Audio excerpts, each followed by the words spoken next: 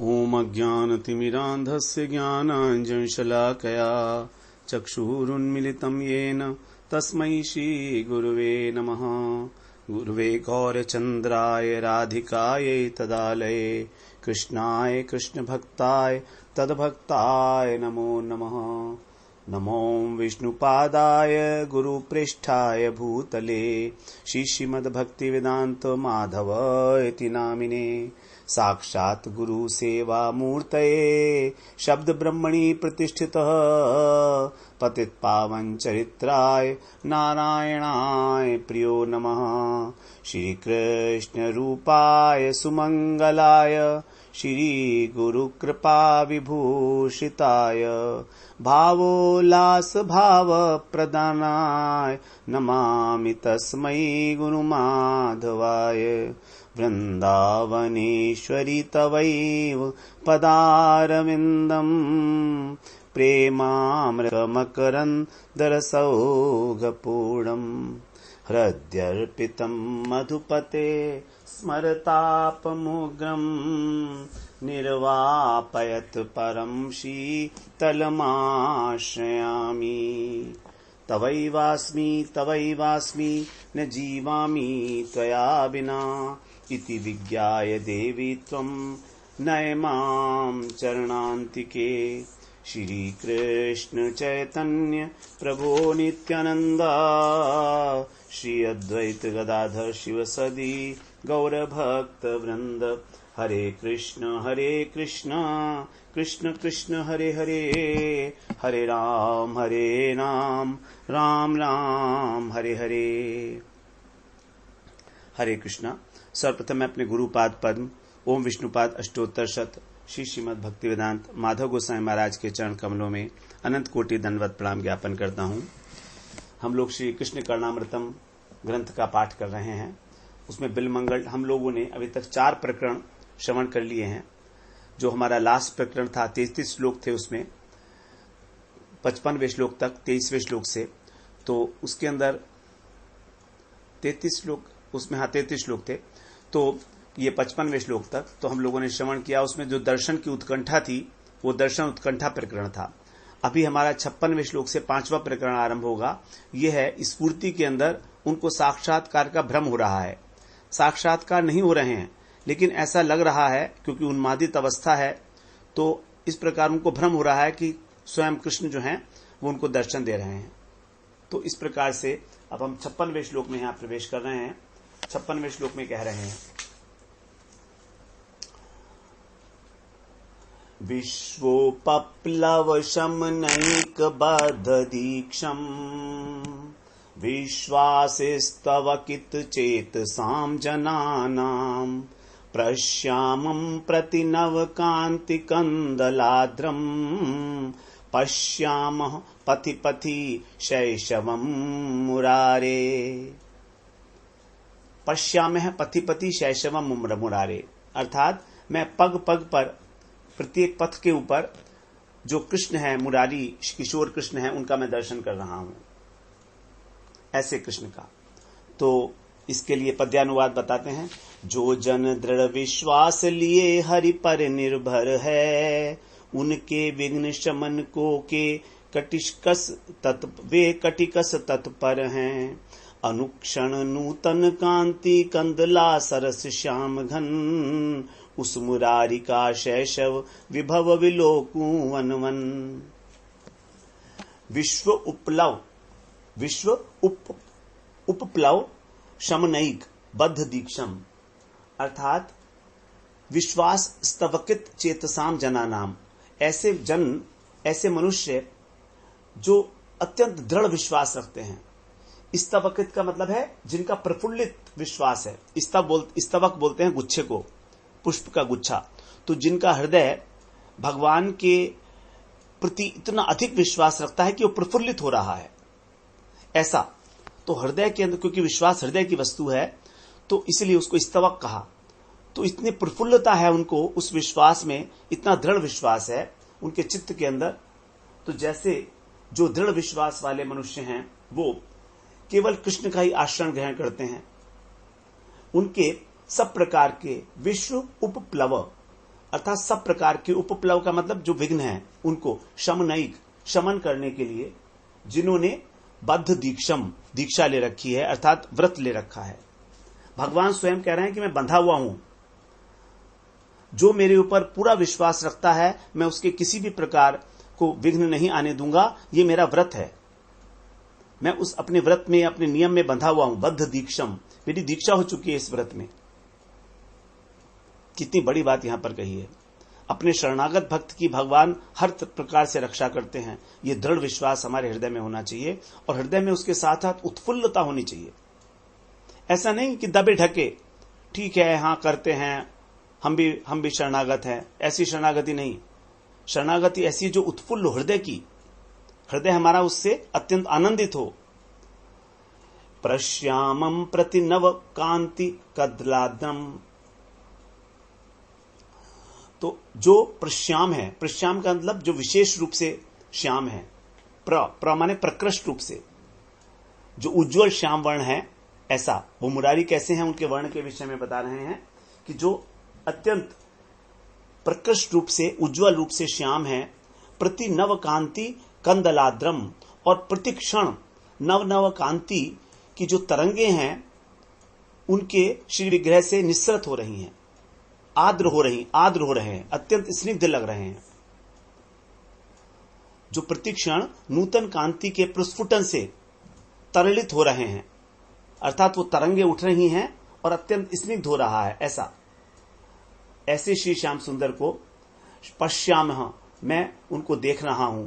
पथि पथि, प्रत्येक निकुंज में, प्रत्येक वन की वीथिका में, शैशवम मुरारे, उनका जो कैशोर रूप है, शैशव का अर्थ किशोर ही है, तो अतिशय श्याम के किशोर वैभव वो मैं देख रहा हूं उनका। तो ये उस समय की बात है। अब यहां पर 5 श्लोकों में साक्षात्कार का भ्रम हो रहा है, क्योंकि बिल्वमंगल ठाकुर आ रहे हैं सुदूर दक्षिण प्रांत से और वृंदावन की ओर आ रहे हैं। जब वह वृंदावन की ओर आते हैं, मथुरा की ओर, तो समीप पहुंचकर उनका जो भाव है वो बड़े प्रबल हो जाते हैं और उनको सर्वत्र कृष्ण की स्फूर्ति होने लगती है। इसलिए उन्हें लगता है कि उनको साक्षात्कार हो रहा है, मैं देख रहा हूं। तो यहां पर वही रूप जो पहले बताया था, किशोर माधुरी, देवताओं में भी दुर्लभ है और देवताओं के लिए भी दुर्लभ है।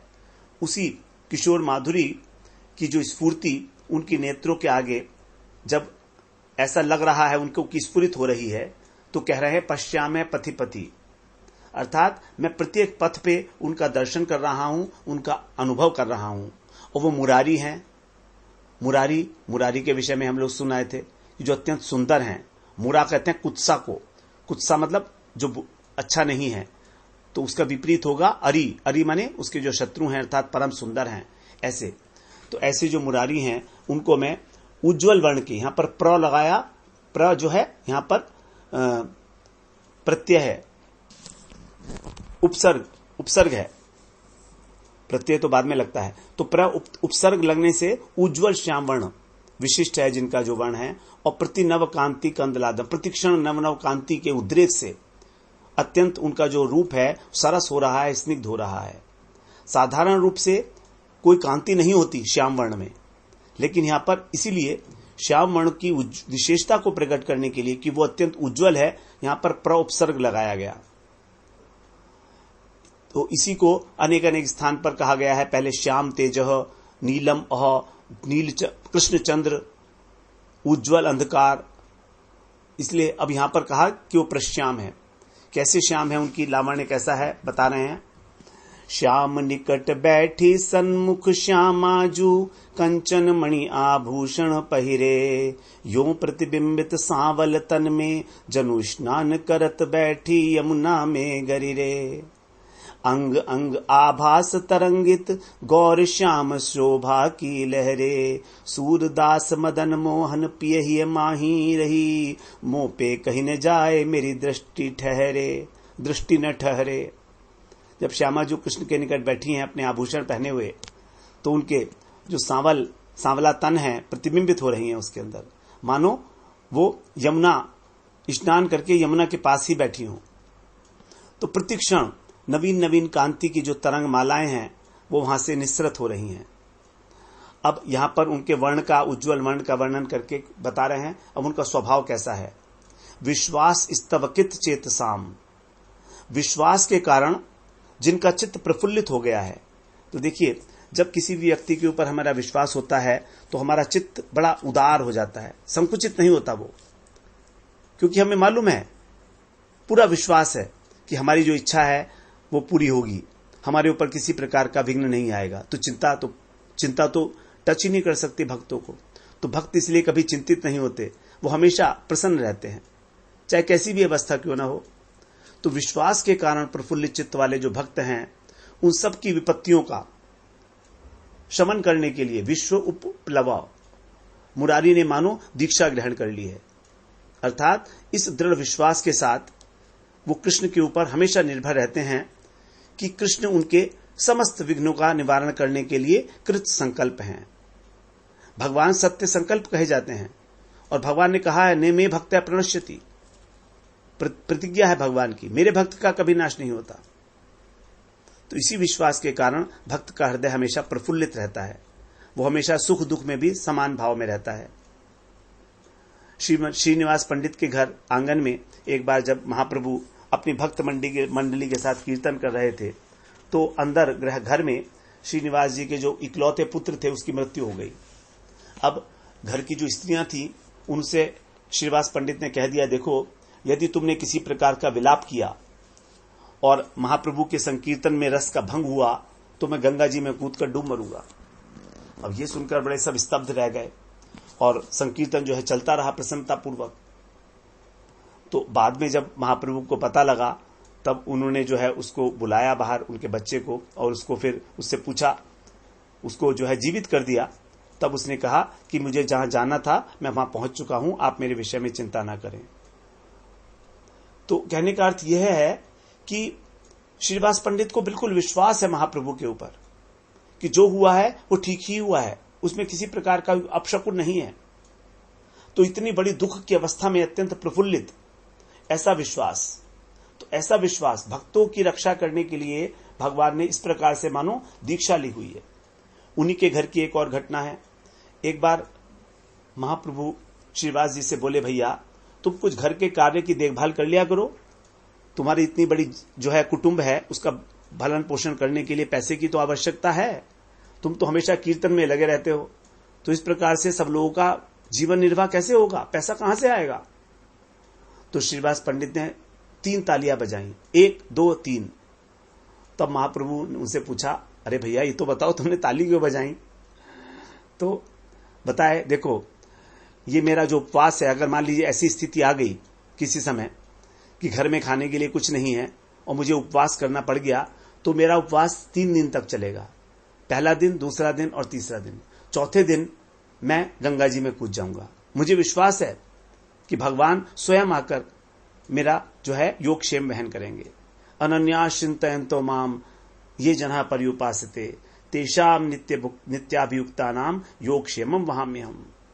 भगवान की उद्घोषणा है गीता में कि जो अनन्य चित्त होकर मेरा भजन करते हैं, चिंतन करते हैं, उनका जो योगक्षेम है वो मैं जो है उनका वहन करता हूं। उनको चिंता करने की जरूरत नहीं।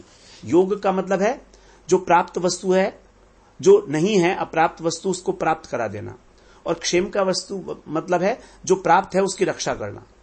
तो भगवान पालन भी करते हैं और रक्षा भी करते हैं। इस प्रकार भक्त की जब दृढ़ता देखी चैतन्य महाप्रभु ने, तो बड़े आश्चर्य हुआ उनको कि इतना बड़ा विश्वास, इसी प्रकार का विश्वास कि भगवान भक्त की रक्षा करेंगे ही करेंगे। तो ऐसे अटल विश्वास के साथ जो अनन्य भाव से प्रभु का चिंतन करता है, उसके सारी आपत्तियों को भगवान स्वयं जो है वो नष्ट कर देते हैं। यही है शरणागति। वास्तव में शरणागति के जो 6 लक्षण बताए गए हैं, उसमें आनुकूलस्य संकल्पः प्रातिकूलस्य वर्जनम रक्षयतीति विश्वासो गोप्तृत्वे वर्णम तथा आत्मनिक्षेप कार्पण्यो शतविधा शरणागति। अर्थात जो भी चीज अनुकूल है भक्ति के, उसके लिए संकल्प करना, और जो प्रतिकूल है उसका वर्जन करना, उसको छोड़ देना, उसको ना करना। स्वीकार नहीं करना। नंबर 3, ये विश्वास कि भगवान ही मेरी रक्षा करेंगे। नंबर 4, ये विश्वास कि वही मेरा पालन पोषण करेंगे। नंबर 5, आत्मनिक्षेप, अपने को समर्पित कर देना। और नंबर 6, कार्पण्य, दीनता। तो इन 6 लक्षणों में भी जो स्वरूप लक्षण है शरणागति का, वो है रक्षयतीति विश्वासो। बस रक्षा के ऊपर विश्वास। यदि रक्षा करेंगे तो पालन भी करेंगे ही, और बाकी तटस्थ लक्षण है। तो यही बात यहां पर बताई गई है कि जो सब प्रकार से दृढ़ विश्वास रखते हैं भगवान के ऊपर, तो जब श्रद्धा और विश्वास होती है तभी प्रभु की कृपा प्राप्त होती है।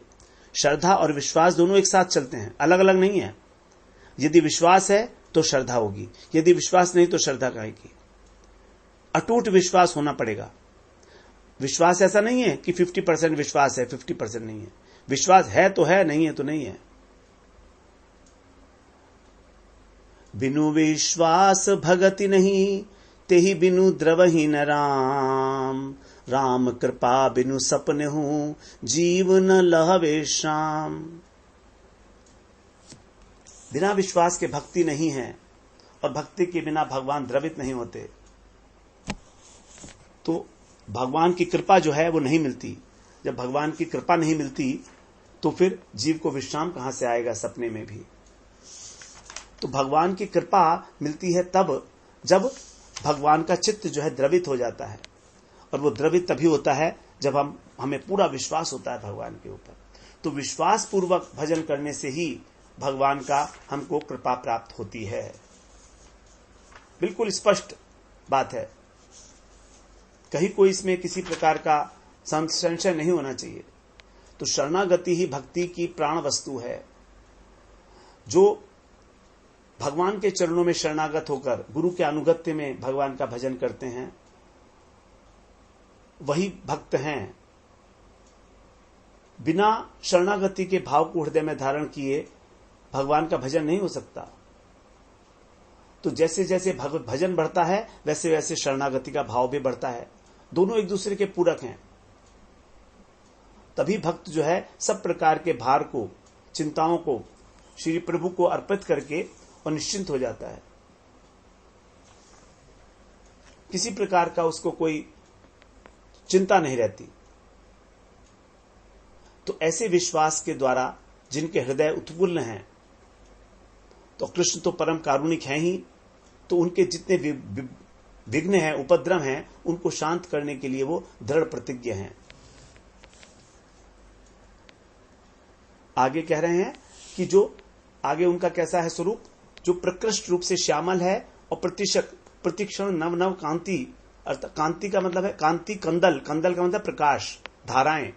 तो कांति की जो धाराएं हैं, तरंगे हैं, वो उसमें से निस्सृत हो रही हैं, इसलिए वो परम स्निग्ध और परम सरस हो चुका है। तो यही कह रहे हैं कि मैं उन मुरारी का ये कैशव रूप प्रत्येक पथ पर देख रहा हूं। अकस्मात जब कृष्ण की चपलता इस प्रकार स्फुरित होती है तो कहते हैं रास्ते में मेरे को पग पग पर प्रतिक्षण उसकी अनुभूति हो रही है, और इसकी अनुभूति का कारण है केवल उनकी कृपा, केवल उनकी कृपा, और कोई कारण नहीं है।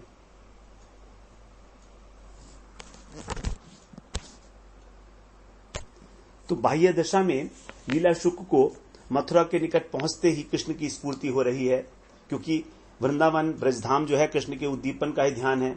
तो स्वाभाविक रूप से यहां जो भी भक्त आते हैं उनको स्फूर्ति होती है।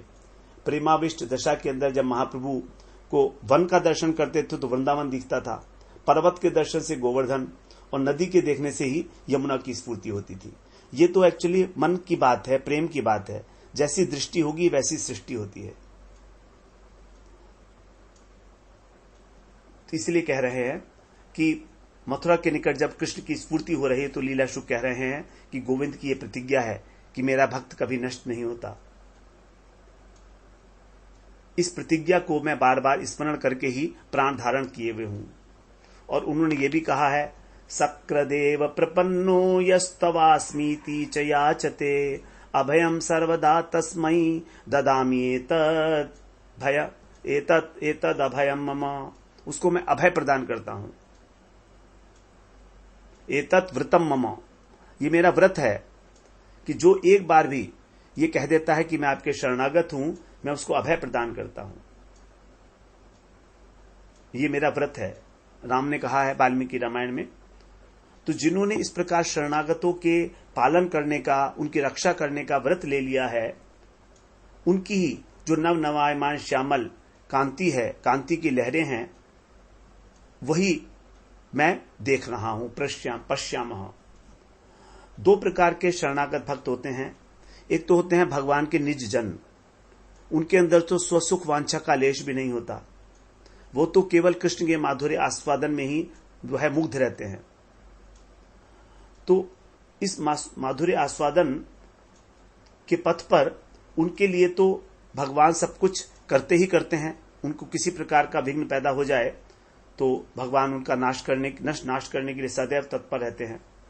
दूसरी श्रेणी के जो भक्त हैं वो इसलिए शरणागत होते हैं कि भगवान उनके विघ्नों का नाश करेंगे, भगवान की सामर्थ्य, उनकी महिमा का ज्ञान। तो एक तो हैं जो जात रति साधक हैं, तो उनका तो कृष्ण में स्वाभाविक प्रेम है, और दूसरे हैं जिनका प्रेम अभी हुआ नहीं है लेकिन उनको महिमा का ज्ञान हो गया है और उन्हें पता है कि कृष्ण जो है वही एकमात्र उपास्य तत्व हैं, तो वही हमारी रक्षा करेंगे। तो ऐसे भक्तों का भी कभी नाश नहीं होता। तो हम लोग जो दूसरी श्रेणी के भक्त हैं, क्योंकि हमारी कृष्ण में स्वभावतः तो कोई रुचि है नहीं। अब यहां पर इसका जो लीला परक अर्थ है उसके लिए कह रहे हैं कि जब श्री कृष्ण के साक्षात दर्शन नहीं पाती हैं राधा रानी, तो अत्यंत निराश होकर और मूर्छित हो जाती हैं।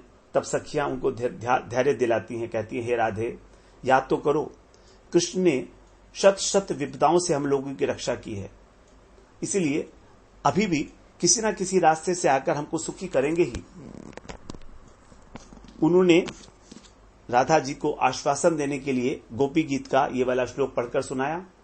विष जलाप्ययाद व्याल राक्षसाद वर्ष मारुताद वैद्युतानलाद वृष भयात्मजात वृषमयात्मजात विश्वतो भयात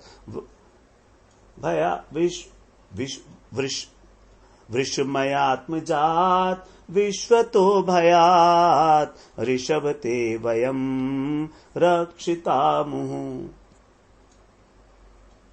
अर्थात भगवान ने काली दह के विषैले जल से, अजगर रूपी अघासुर से गोप की रक्षा की। फिर जो कुपित इंद्र हो गए थे उन्होंने वर्षा और झंझावात वज्रपात किया, उससे रक्षा की ब्रजवासियों की। 7 दिन तक गिरिराज को धारण करके रक्षा की। व्योमासुर इत्यादि को मारा, वत्सासुर व्योमासुर इत्यादि को मारा। दावानल से भगवान ने रक्षा की सबकी। तो सब प्रकार की विपदाओं में भगवान जो है उनकी रक्षा की है।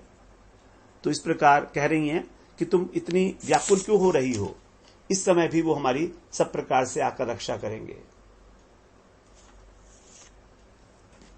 तो राधा रानी ने यहां पर जो एक शब्द प्रयोग किया गया है मुरारी, परम सुंदर जो कृष्ण का किशोर रूप है, तो उसके लिए बताते हैं जब किशोर कहते हैं किशोर, तो किशोर के साथ जो है उनका सौंदर्य, उनका इत्यादि वो सब भी समझा जाएगा। तो वो किशोर रूप कैसा है, जो श्यामल, प्रकृष्ट रूप से श्यामल है, परम कारुणिक है, अपने सभी ब्रजवासियों का दुख शमन करने के लिए तैयार है निरंतर।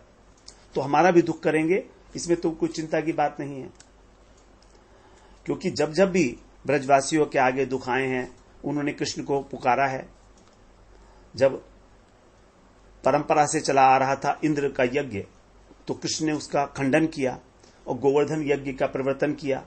तब इंद्र ने कुपित होकर प्रलयकालीन मेघ बरसाए, संवर्तक मेघ ब्रजजनों के ऊपर। तब ब्रजवासियों ने कृष्ण की ही शरण ली थी। कृष्ण कृष्ण महाभाग तन्नाथम गोकुलम प्रभो त्रातुमर्हसि देवान्नः कुपिताद भक्तवत्सल। हे भक्तवत्सल, हे कृष्ण, हे महाभाग, हे प्रभु, हम लोगों की प्रति जो इंद्र कुपित हो गया है उसके हाथों से आप अपने गोकुल की रक्षा करो।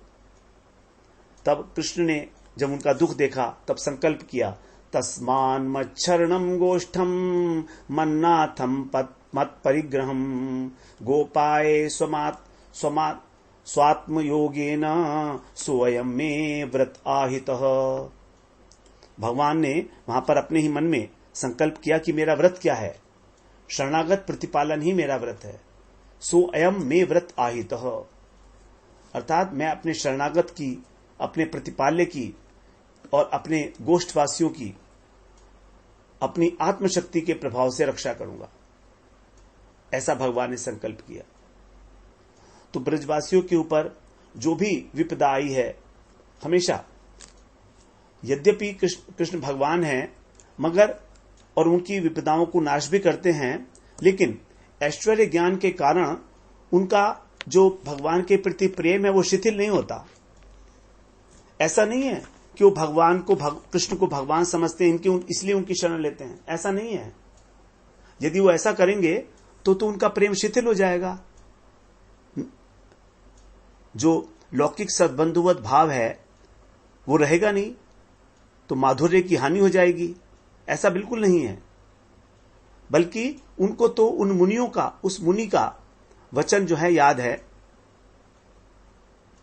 जब नामकरण हुआ था तो नामकरण के समय उन्होंने कहा था गर्गाचार्य जी ने नंद महाराज से, एष वह श्रेय अध्यासद गोप गोकुल नंदन अनेन सर्व दुर्गाणी यूयम अंजस्य तरश्यथ। हे राजन, तुम्हारी ये जो संतान है, एष माने ये इशारा करके कृष्ण की ओर, एष ये क्या है, गोपों का और गोकुल वासियों का, गोप गोकुल नंदन, उनका परम मंगल और परम आनंद का विधान करेगी तुम्हारी ये संतान।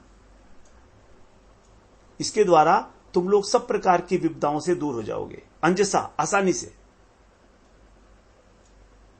क्योंकि इससे पहले क्या आए थे, नारायण समो गुणई, कि इस तुम्हारे पुत्र के अंदर नारायण के समान गुण होंगे, इसीलिए जब भी कभी कोई विपदा आएगी तो ये तुम्हारी रक्षा करेगा। तो गर्गाचार्य के इन वचनों के ऊपर ही सभी ब्रजवासियों को पूरा विश्वास है, इसीलिए जब भी कभी कोई विपदा आती है तो कृष्ण की शरण लेते हैं। जिस समय कृष्ण ने काली नाग का दमन किया था, उस रात जब कालीदह के कालीहद के किनारे पर जो दावानल प्रकट हो गया था, सब ब्रजवासी सो रहे थे थके हुए, तो वहां पर रात को दावानल प्रकट हो गया और वो सबको जलाने के लिए उद्यत हुआ। तब उन लोगों ने श्री कृष्ण की शरण ली थी। तत् उत्थाय संभ्रांता दह्यमाना ब्रजौकसः कृष्णं ययुस्ते शरणं मायामनुजम् ईश्वरम्। सुदुस्तरान् स्वान् पाहि कालाग्ने सुहृत् प्रभो न शक्तुम्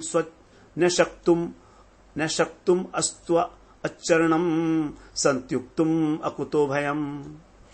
10वें स्कंद का 17वें अध्याय का श्लोक है 22 और 23वां, 22, 23, 24, 22 और 24।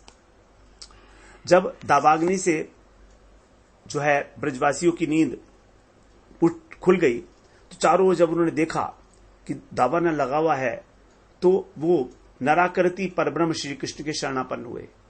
माया मनुज ईश्वरम, जो अपनी माया का आश्रय लेकर ईश्वर मनुष्य बने हुए थे, ऐसे माया मनुष्य, और कहा, हे सर्वशक्तिमान कृष्ण, इस दुस्तर कालाग्नि से आप अपने बंधु बांधवों की रक्षा करो। हम लोग तुम्हारे अभय चरणों को त्यागने में असमर्थ हैं। हम आपके प्रति शरणागत हैं, हम कहीं और नहीं जा सकते।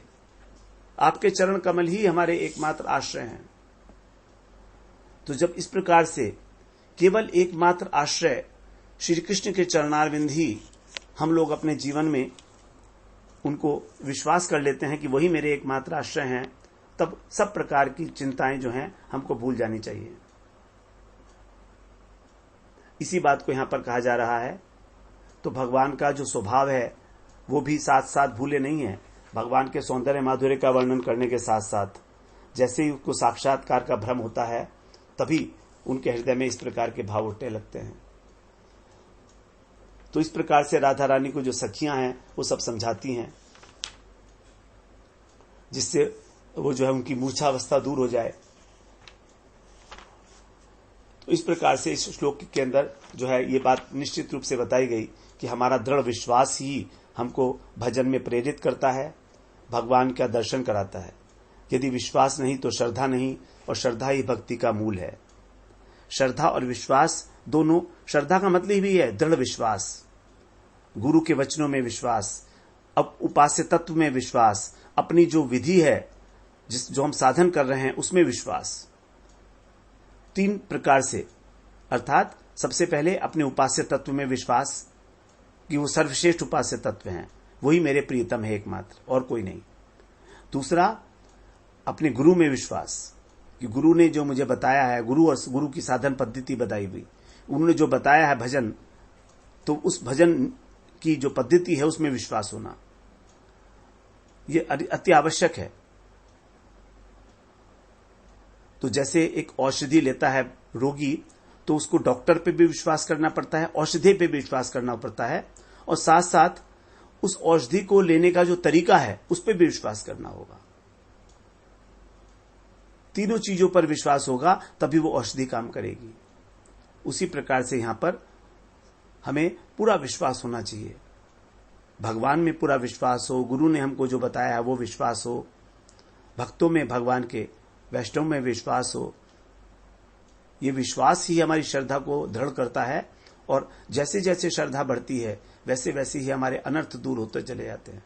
श्रद्धा बढ़ती है हमारी भजन से, विश्वास बढ़ता है भजन से, और भजन बढ़ता है विश्वास से। दोनों एक दूसरे के पूरक होकर विराजमान है, और यही स्थिति जो है आगे जाकर निष्ठा और आसक्ति तक पहुंचती है, फिर भाव और प्रेम की उत्पत्ति होती है।